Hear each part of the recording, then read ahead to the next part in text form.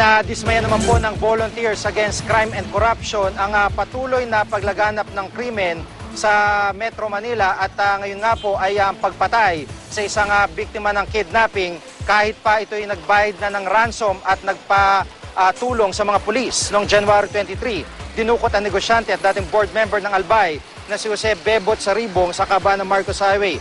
Patay sa pag-atake ang kanyang driver.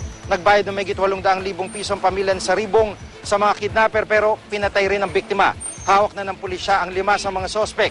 Ayon sa VACC, may mali sa estratehiya ng pulisya gaya ng pagsasagawa ng news blackout nung ginagawang negosasyon. Ayon naman kay PNP spokesman Chief Superintendent Generoso Serbo, iimbestigahan nilang muli ang kaso ni Saribong. Base naman sa statement ng director po ng anti-kidnapping group, ginawa nila ang lahat ng magagawa nila dyan. On a positive note, tingnan naman din natin na nahuli natin yung 5 na involved dito.